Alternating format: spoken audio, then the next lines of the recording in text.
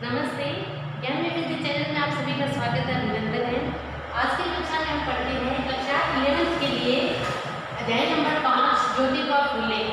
अध्याय नंबर 5 है जिसका प्रकरण का टॉपिक का नाम है ज्योतिबा फुले, जो इनकी जीवनी से संबंधित है, जीवनी से लिया गया है और इसका संकलन है किसने किया है? श्रीमती सुधा अरोड़ा जी है जिन्होंने इसका संकलन है वो किया है। तो इनके बारे में पढ़ लेते हैं, उनका जीवन परिचय है वो जान लेते हैं। देखिए सुधा अरोड़ा जी का नाम शायद आपने पहले कभी नहीं सुना हो, लेकिन सुधा अरोड़ा जी है वो कथा साहित्य में एक चर्चित नाम है। कथा साहित्य में इनका एक बहुत ही सुप्रसिद्ध एक चर्चित नाम है। इनका एक चर्चित लेखिका के रूप में है वो जाना जाता है। इनका जन्म है देखिए लाहौर, इनका जन्म लाहौर कहाँ है? पाकिस्तान। लाहौर पाकिस्तान में हुआ था। कब हुआ था? 4 अक्टूबर 1946 को इनका जन्म हुआ था। 4 अक्टूबर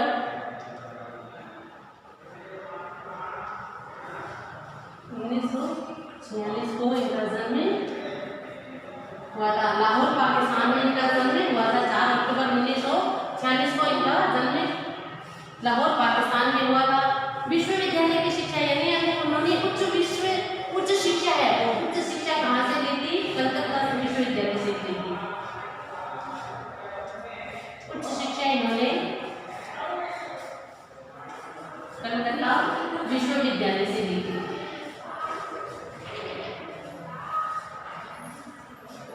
उच्च शिक्षा कलकत्ता विश्वविद्यालय से ली थी।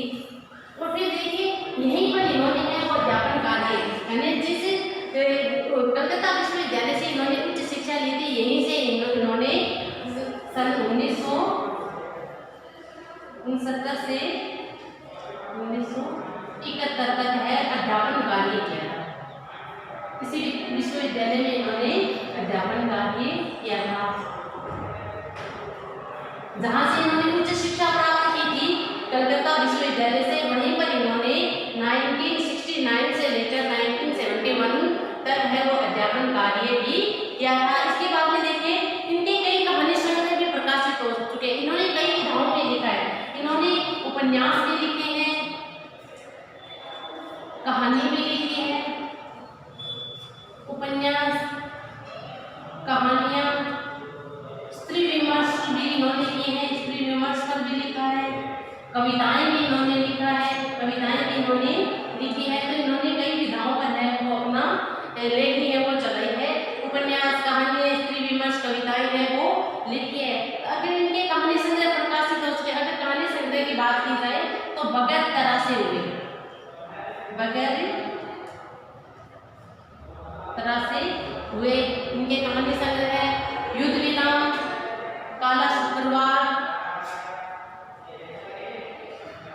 युद्ध विराम, काला शुक्रवार, कांसे का गिलास, कांसे का गिलास, ये इनके कहानी संग्रह है।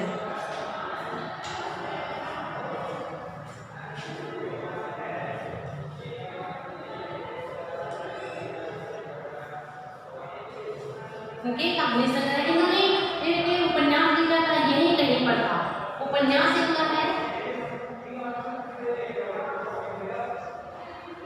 यही कहीं पर था। और इन्होंने कई पत्र पत्रिकाओं के संपादन कार्य में भी जुड़े हुए थे। इनकी कहानी लगभग सभी भारतीय भाषाओं के अतिरिक्त कई विदेशी भाषाओं में भी अनुवादित हुई है। इसलिए देखिए चर्चित नाम तो नहीं, उन्होंने भारतीय महिला कलाकारों के आत्मकथनों के 2 संकलन दहलीज को लांघते और पंखों की उड़ान तैयार किया। यानी भारतीय महिला कलाकार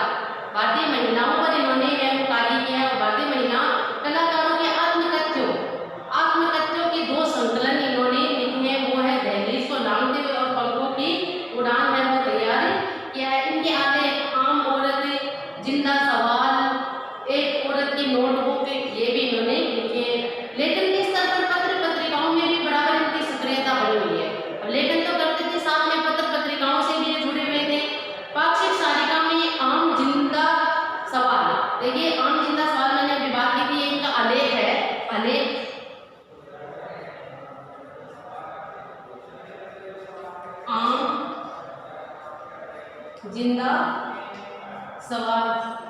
एक आलेख और इनका एक औरत की नोटबुक।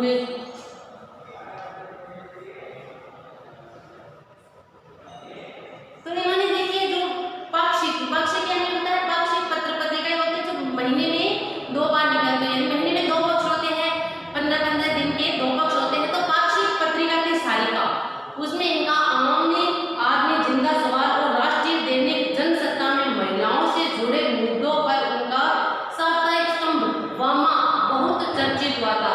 साप्ताहिक स्तंभ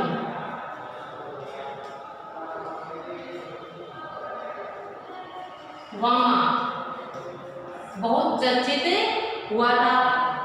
महिला संगठनों के सामाजिक कार्यों के प्रति उनकी सक्रियता एवं समर्थन जारी है। महिला संगठन महिलाओं के लिए उन्होंने बहुत कार्य किया है। तो महिला संगठनों के सामाजिक कार्यों के प्रति उनकी सक्रियता एवं समर्थन जारी है। महिलाओं पर केंद्रित औरत की दुनिया बनाम दुनिया की औरत लेखों का संग्रह है। महिलाओं पर इन्होंने महिलाओं को केंद्र बिंदु में लेकर महिलाओं का आधार बनाकर इन्होंने लिखा है कि औरत की दुनिया बनाम औरत की और दुनिया की औरत लेखों का संग्रह है। उत्तर प्रदेश हिंदी संस्थान द्वारा उन्हें विशेष पुरस्कार से सम्मानित भी किया गया है। सुधा अरोड़ा मूलतः कथाकार है। उनके यहाँ स्त्री विमर्श का रूप आक्रामक न होकर सहज और संयत है। उन्होंने स्त्रियों के लिए अगर प्रयास भी किया है, स्त्रियों के हक के लिए उन्होंने लड़ाई लड़ी है, तो उनका ये रूप है वो कैसा आक्रामक नहीं है बल्कि कैसा है, संयत और सहज है। सामाजिक और मानवीय सरोकारों को वे रोचक ढंग से विश्लेषित करती है। सामाजिक और मानवीय सरोकार, समाज से लिए और मानवीय विचारों से लिए हुए अगर उनके कोई विचार है तो उन्हें बड़े ही रोचक ढंग से उनका विश्लेषण है वो करती है। ये पाठ्य पुस्तक में संकलित, जो अपने पाठ्य पुस्तक में संकलित है, ज्योतिबा फुले। ज्योतिबा फुले की जीवनी में लेखिका ने ज्योतिबा फुले और उनकी पत्नी द्वारा समाज में किए गए शिक्षा और समाज सुधार संबंधी कार्यों का महत्व बताया है। ज्योतिबा फुले है जो एक समाज से जुड़े हुए थे। तो इन्होंने ज्योतिबा फुले और उनकी पत्नी के द्वारा समाज में किए गए जो सामाजिक कार्य थे, वो समाज सुधार संबंधी जो उन्होंने कार्य किए थे, उन सबको उन्होंने उनके महत्व को बताया है। सामाजिक और धार्मिक रूढ़ियों का विरोध कर दलितों, शोषितों, स्त्रियों की समानता के लिए हक की लड़ाई लड़ी। दलितों के लिए है, स्त्रियों के लिए है, समाज के ऐसे निम्न वर्ग थे उनके हक के लिए, समानता के लिए ज्योतिबा फुले और उनकी पत्नी ने है वो लड़ाई लड़ी थी। इसके कारण समाज का व्यापक विरोध भी झेलना पड़ा। उस दौर की परिस्थितियों को ध्यान में रखते उनका संघर्ष है वो निर्णायक महत्व है वो रखता है। अगर हम उनके जो ये देखते हैं उनका जो संघर्ष है वो एक निर्णायक मोड़ पर होता है, तो ये बड़ा ही महत्वपूर्ण भी है। तो हम अब मूल पाठ की ओर चलते हैं। तो यह अप्रत्याशित नहीं है कि भारत के सामाजिक विकास और बदलाव के आंदोलन में जिन 5 समाज सुधारकों के नाम लिए जाते हैं उनमें महात्मा ज्योतिबा फुले के नाम का शुमार नहीं है। अगर हम ये कोई अप्रत्याशित नहीं है, कोई ऐसी नहीं है कि भारत के जो सामाजिक विकास या कोई अतिशयोक्ति नहीं होंगे कि भारत के सामाजिक विकास और बदलाव का जो आंदोलन हुआ था जिसमें 5 महापुरुषों का नाम लिया जाता है, उसमें अगर महात्मा ज्योतिबा फुले का नाम भी लिया जाए तो कोई अतिशयोक्ति नहीं होगी। इस सूची को बनाने वाले उच्च वर्गीय समाज के प्रतिनिधि है और इस सूची को बनाने वाले यानी कि जो समाज सुधार के कार्य करने वालों में चर्चित 5 नाम आते हैं, उन सूची को बनाने वाले उच्च वर्गीय समाज के प्रतिनिधि है। ज्योतिबा फुले ब्राह्मण वर्चस्व और सामाजिक मूल्यों को कायम रखने वाली शिक्षा और सुधार के समर्थक नहीं थे। अब ज्योतिबा फुले थे वो उच्च वर्गीय समाज के विरोध भी नहीं करते लेकिन इसके पक्षधर भी नहीं थे। तो कहते हैं कि ब्राह्मण वर्चस्व की शिक्षा पर केवल ब्राह्मणों का ही वर्चस्व बना रहे, ब्राह्मणों का आधिपत्य बना रहे और सामाजिक मूल्यों को कायम करने वाली शिक्षा और सामाजिक मूल्यों को जो स्थापित करने वाली शिक्षा है इसको वो समर्थक नहीं थे। इन्होंने पूंजीवादी और पुरोहितवादी मानसिकता पर हल्ला बोल दिया। पूंजीवादी है, एक पूंजीपति वर्ग होता है, एक पूंजी विहीन होता है, एक शोषण करने वाला होता है, एक शोषित होने वाला होता है। तो इसके यानी पूंजीवादी वर्ग है और पुरोहितवादी जो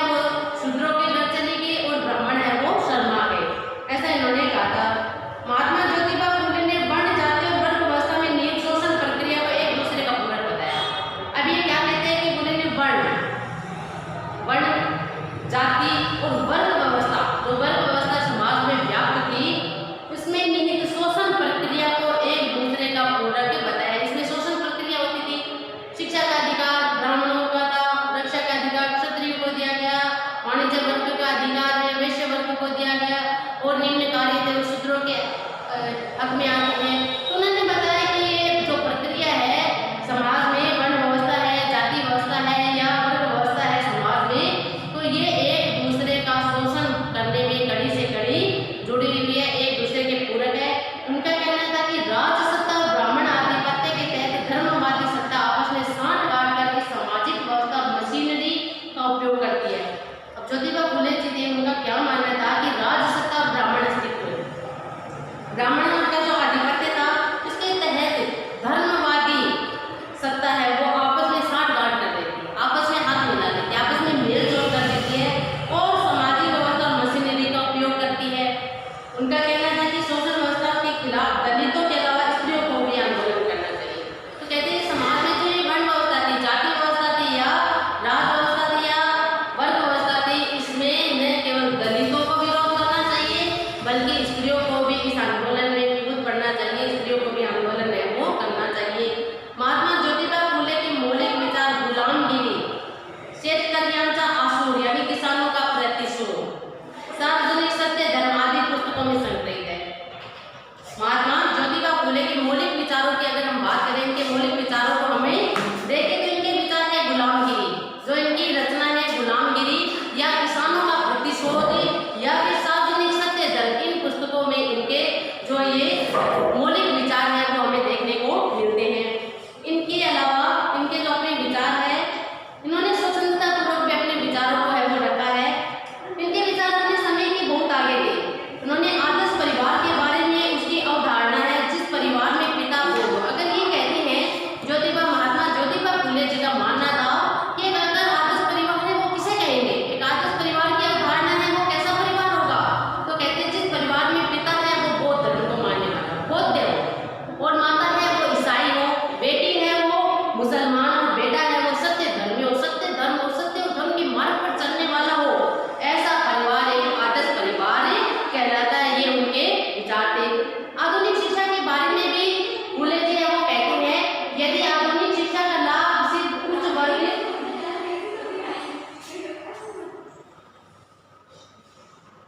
आपको पता नहीं है या तो अंदर आके चुपचाप बैठो। तो देखिए आधुनिक शिक्षा बारे में भी फुले जी है वो कहते हैं कि यदि आधुनिक शिक्षा का लाभ सिर्फ उच्च वर्ग को ही मिलता है, यानी आधुनिक जो शिक्षा है उसका लाभ निम्न वर्ग को नहीं मिलता है, तो ऐसी शिक्षा किस काम की है, ऐसी शिक्षा है वो समाज के लिए ठीक नहीं है, उचित नहीं है। तो शूद्रों को उसमें क्या स्थान देगा, अगर इसका पूरा लाभ है वो उच्च वर्ग को ही मिल पाता है तो शूद्रों का उसमें क्या स्थान रहेगा, निम्न जाति के जो लोग हैं उनका क्या स्थान रहेगा, उन्हें किस स्थान के रूप में जाना जाएगा। गरीबों से कर जमा करना और उसे उच्च वर्गीय लोगों के बच्चों की शिक्षा पर खर्च करना, किसे चाहिए ऐसी शिक्षा। गरीब जो लोग हैं, निम्न तबके के जो लोग हैं उनसे है वो राशि वसूल की जाती है, उनसे है वो शिक्षा के लिए है वो कर जमा किया जाता है और उसे किए गए कर को है वो उच्च वर्ग के जो बच्चे हैं उनकी शिक्षा पर खर्च कर दिया जाए, तो ऐसी शिक्षा किस काम की, किसे चाहिए ऐसी शिक्षा, कौन इसको है वो समाज में इस शिक्षा को बढ़ावा देना चाहेगा, अर्थात ऐसी शिक्षा वो किसी को भी नहीं चाहिए।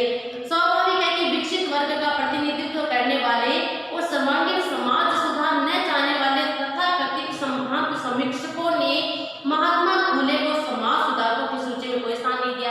अब देखिए जिस समाज में उच्च वर्ग का बोलबाला हो तो ऐसा स्वाभाविक है कि विकसित वर्ग का जो प्रतिनिधित्व करने वाले यानी उच्च वर्ग का जो प्रतिनिधित्व करने वाले हैं वो सर्वांगीण समाज सुधार नहीं चाहते, तो समाज में संपूर्ण सुधार को नहीं चाहते हैं। ऐसी जो रूढ़ियां हैं वो समाज में व्याप्त है जिनसे उच्च वर्ग को लाभ मिल रहा है, फायदा मिल रहा है, तो तथाकथित जो संभ्रांत यानी कि ऊंचे वर्ग में जन्म लेने वाले, ऊंचे कुल में जन्म लेने वाले ऐसे जो व्यक्ति है, समीक्षक है, उन्होंने महात्मा फुले है उनको समाज सुधारकों की सूची में कोई स्थान है वो नहीं दिया है। यह ब्राह्मणी मानसिकता की असलियत का भी पर्दाफाश करता है। ये जो ब्राह्मणी यानी ब्राह्मण वर्चस्व जो है, ब्राह्मण मानसिकता है, उसका भी असलियत को भी खोल कर रखता है, उसका भी कच्चा चिट्ठा है वो खोल देता है। 1883 में ज्योतिबा फुले अपने बहुचर्चित ग्रंथ जिसका हमने अभी बात की थी पीछे, शेतकऱ्यांचा आसूड यानी कि किसानों का प्रतिशोध, इस पुस्तक में उन्होंने लिखा भी है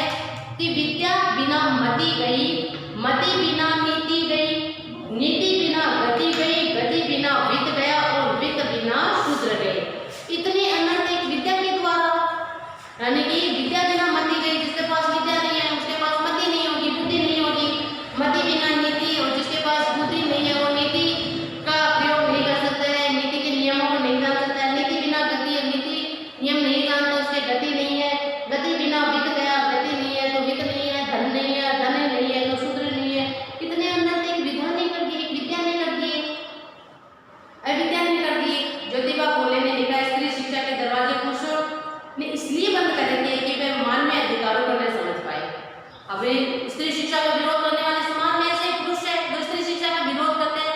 तो ऐसे पुरुष जिन्होंने स्त्री शिक्षा के दरवाजे हैं वो बंद कर दिए हैं, तो इसलिए वो इसलिए बंद किया कि वह मानवीय अधिकारों को न समझ पाए कि मनुष्य, अब देखिए स्त्री पुरुष है वो मानव है, दोनों ही मानव मनुष्य के अंतर्गत आते हैं, उन्हें मानव माना जाते हैं, दोनों को ही समान अधिकार है। तो इसलिए वो मानव अधिकारों को न समझ पाए। जैसी स्वतंत्रता पुरुष रहता है वैसे स्वतंत्रता स्त्री ले ले तो क्या होगा? पुरुषों के लिए अलग नियम और स्त्रियों के लिए अलग नियम, यह पक्षपात है। यह एक मनुष्य के लिए, मानव के लिए क्या है? पक्षपात है। ज्योतिबा ने स्त्री समानता को प्रतिष्ठित करने वाली नई विवाह विधि की रचना की। ज्योतिबा फुले थे, इन्होंने समाज में स्त्री पुरुष को समान दर्जा दिलाने के लिए विवाह की नई पद्धति को शुरू किया था। देखिए इस पद्धति में क्या होता है, विवाह पद्धति में कि पूरे विवाह पद्धति में उन्होंने ब्राह्मण का स्थान ही हटा दिया। उन्होंने नए मंगलाष्टक यानी विवाह के अवसर पर पढ़े जाने वाले जो मंत्र थे, नए मंत्र तैयार किए। वे चाहते थे कि विवाह विधि में पुरुष प्रधान संस्कृति के समर्थक और स्त्री की गुलामगिरी सिद्ध करने वाले जितने मंत्र हैं वह सारे तत्काल हटा दिए जाए। यानी स्त्री को गुलाम बनाने वाले और पुरुष प्रधान संस्कृति का समर्थन करने वाले ऐसे मंत्रों को विवाह पद्धति से हटा देना चाहिए, तत्काल हटा देना चाहिए। इसके स्थान पर ऐसे मंत्र हो जिसमें वर वधू है वो समानता के अधिकार को समझ सके, आसानी से समझ सके। ज्योतिबा ने जिन मंगलाष्टकों की रचना की, जिन मंत्रों की रचना की, उसमें वधू है वर से कहते हैं स्वतंत्रता का अनुभव हम स्त्रियों का हक भी है। इस बात की आप शपथ लो कि स्त्री को उसका अधिकार दोगे और उसे अपनी स्वतंत्रता का अनुभव करने दोगे, उसे परतंत्र बना के नहीं रखोगे, उसे बंधन में बांध के नहीं रखोगे। ऐसा ज्योतिबा फुले ने अपने जो विवाह के नए मंत्र बनाए थे उसमें लिखा है। यह आकांक्षा सिर्फ वधू की ही नहीं, गुलामी से मुक्ति चाहने वाले हर स्त्री की है। और ये जो उन्होंने आकांक्षा, ये जो चाह उन्होंने रखी है, तो ये केवल एक वधू के लिए नहीं बल्कि एक पूरे स्त्री समाज के लिए उन्होंने रखी है। स्त्री के अधिकारों और स्वतंत्रता के लिए ज्योतिबा फुले ने हर संभव प्रयास है वो किया है।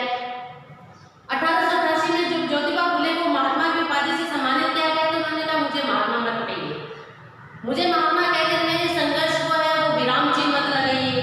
जब व्यक्ति मठाधीश बन जाता है तब वह संघर्ष नहीं कर सकता। जब व्यक्ति है वो महात्मा बन जाता है, उसे कोई उपाधि मिल जाती है, कोई मठाधीश बन जाता है तो वो संघर्ष नहीं कर सकता है, बंधन में बन जाता है। इसलिए आप सब साधारण जन ही रहने दें, मुझे अपने बीच से अलग न करें। महात्मा ज्योतिबा फुले की सबसे बड़ी विशेषता यह थी कि वो जो कहते थे उसे अपने आचरण व्यवहार में दिखाते भी थे। यानी कथनी और करनी में उनके अंतर नहीं था, जैसा कहते थे वैसा करते थे, जैसा वो कहते थे उसे अपने आचार व्यवहार में भी दिखाते थे। इस दिशा में अग्रसर उनका पहला कदम था अपनी पत्नी सावित्री बाई को शिक्षित करना। अब वो स्त्री शिक्षा की बात करते हैं तो सबसे पहला कदम उन्होंने उठाया था, ज्योतिबा फुले ने अपनी स्त्री सावित्री बाई को पढ़ाकर उन्हें शिक्षित करके यह पहला कदम उठाया था। ज्योतिबा ने उन्हें मराठी भाषा ही नहीं, अंग्रेजी लिखना पढ़ना और बोलना भी सिखाया। सावित्री बाई की भी बचपन से शिक्षा में रुचि थी और उनकी ग्रहण शक्ति इतनी तेज थी कि उन्होंने सभी भाषाओं का ज्ञान वो ले लिया था। उसके बचपन की घटना बहुत प्रसिद्ध है। 6-7 साल की उम्र में वह हाट बाजार अकेले ही चली जाती थी। एक बार सावित्री शिकर गांव से हाट में गई, वहां कुछ खरीदारी खाते खाते उसने देखा कि एक पेड़ के नीचे कुछ मिशनरी स्त्रियां पुरुष गा रहे हैं। एक लाट सामने से गाते हुए वो रुककर गाना सुनते देखा था। इस तरह रास्ते में खाते खाते घूमना अच्छी बात नहीं है। 8 बजा जाते हैं, खाते खाते घूम रही थी बाजार में, कुछ मिशनरियों को देखते हैं, कुछ स्त्री पुरुष को गाते हुए सुनती है, रुक जाती है उन्हें सुनने के लिए। तो किसी पुरुष ने कह दिया, लाट साहब ने उन्होंने कह दिया कि भाई इस तरह से रात में खाते खाते घूमना अच्छी बात नहीं है। सुनते सावित्री ने हाथ का खाना फेंक दिया। लाट साहब ने कहा बड़ी अच्छी लड़की हो तुम, यह पुस्तक ले जाओ, तुम्हें पढ़ना नहीं आए तो भी इसके चित्र तुम्हें अच्छे लगेंगे। घर आकर सावित्री ने वह पुस्तक अपने पिता को दिखाई। आग बबूला होकर पिता ने उन्हें कूड़े में फेंक दिया। ईसाइयों ने ऐसी चीजें लेकर तो भ्रष्ट हो जाएंगे, वो सारे कुल को भ्रष्ट करेगी। अब जो ईसाइयों ने पुस्तक दी थी पिता ने फेंक दी कूड़े में। ईसाइयों से ऐसी बातें सीखकर तुम कुल का नाम खराब करोगी, है ना, कुल को भ्रष्ट कर दोगी, तेरी शादी कर देनी चाहिए। सावित्री ने पुस्तक उठाकर एक कोने में छुपा दी। सन 1840 में ज्योतिबा फुले से विवाह होने पर वह अपने सामान के साथ उसे किताब का सहेज कर ससुराल ले आई और शिक्षित होने के बाद वह पुस्तक पढ़ी और पढ़ लिखने जब उनके पति ने उन्हें पढ़ना लिखना सिखा दिया तो उन्होंने उस पुस्तक को पढ़ा।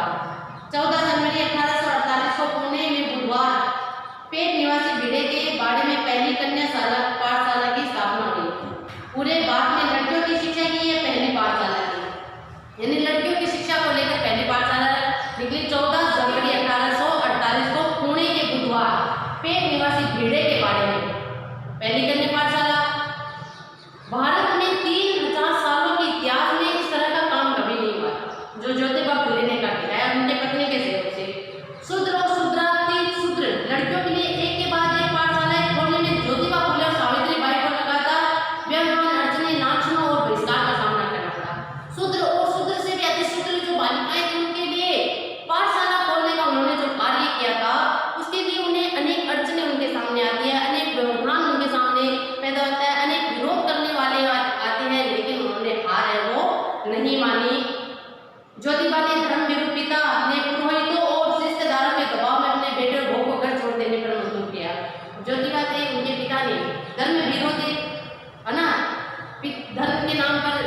भयभीत होने वाले थे।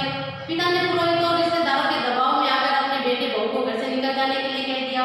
सावित्री जब पढ़ाने के लिए घर से पाठशाला जाती तो रास्ते में खड़े लोग उन्हें गालियां देते, थूकते, पत्थर मारते, गोबर उछालते।